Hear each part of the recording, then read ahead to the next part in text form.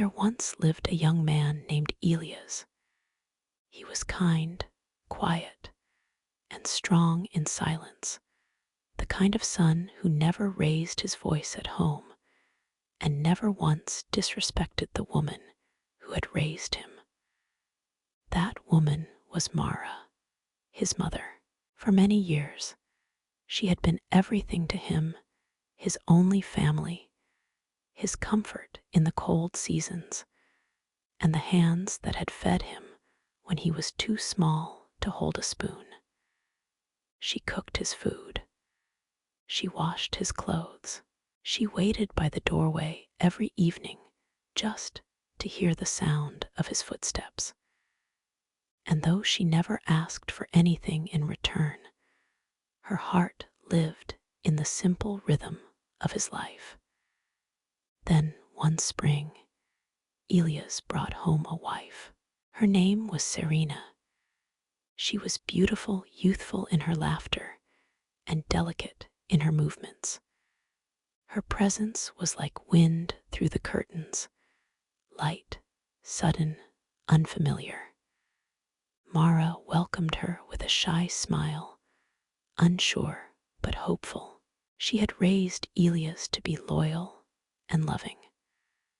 Perhaps this girl would be kind too. But the days that followed grew colder, not outside, but inside their home. It was in the way Serena avoided Mara's eyes, in the way she slammed the pots a little too hard, in the silence that grew louder each night at the dinner table. Elias didn't know what to say. He spent his days working in the fields and came home to tension he couldn't name. Then one evening, as the sky turned red with the setting sun, Elias came home late, his hands dusty and tired. "Serena," he called softly, "I'm tired. Please bring me some water." There was no reply. He waited, then again. "Serena, I'm hungry. Is dinner ready?" Still nothing. He stepped inside, confused. "Why won't you answer me?" And that was when she burst into tears. "It's your mother," she cried. "She hates me. She follows me, watches me. She calls me lazy. She says, 'Why did my son marry you?'" Elias stood in silence. He looked at his wife. She was shaking. Beautiful, yes. Hurt, perhaps. But he didn't know what to say.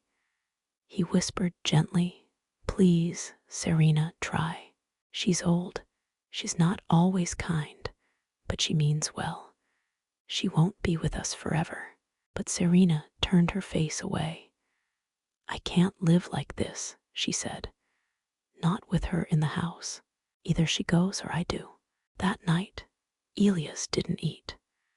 He lay in bed, staring at the wooden ceiling, hearing the quiet breathing of his mother in the room next door. His heart ached. His mother had raised him with hands full of love and a back bent from years of work. But his wife, she was young. She was the future. Can I really choose? The next morning, Serena stood at the door with her arms crossed. "Well," she asked, "have you decided?" Elias looked at her with tired eyes. "I want both of you," he said honestly. Serena shook her head. "You can't have both. If you want me, then kill her. She's old. She's had her time. We're young. We can be happy, just us." The words hit him like thunder. "Kill my mother." But Serena only stared at him, unmoved. And something inside Elias broke. All day, he worked with heavy hands. His thoughts swirled like a storm. Is this love? Is this how it works? Maybe she's right. Maybe the old must make room for the new. That night, as the stars blinked silently above the fields, he whispered, "Yes, I've made my choice.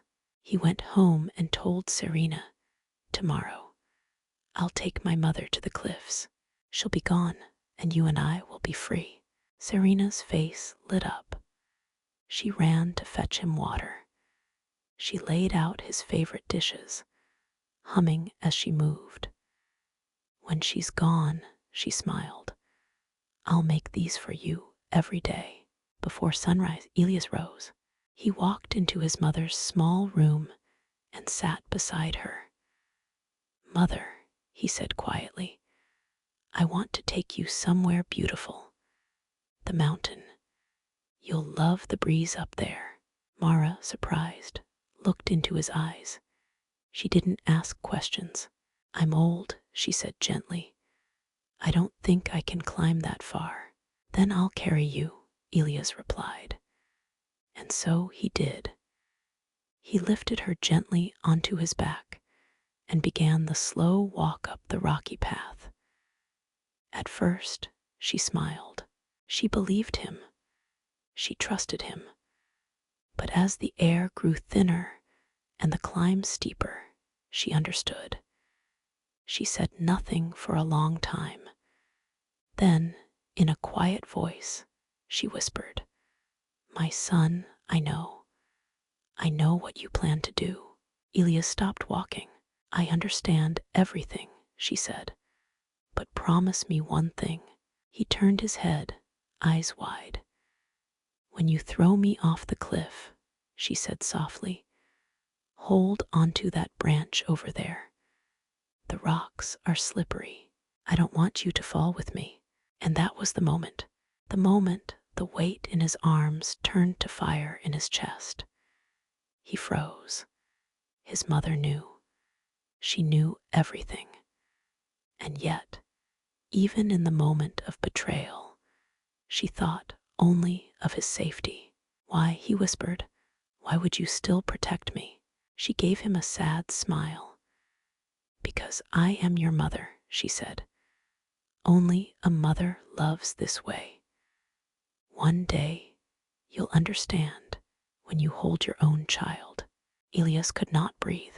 He set her down, sat beside her, buried his face in his hands. He wept, not because he was weak, but because he finally saw the truth. He thought of Serena.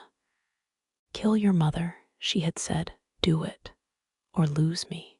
But this woman beside him had fed him when he couldn't chew, held him when he was sick, and now, even as he planned her death, she wanted to protect him.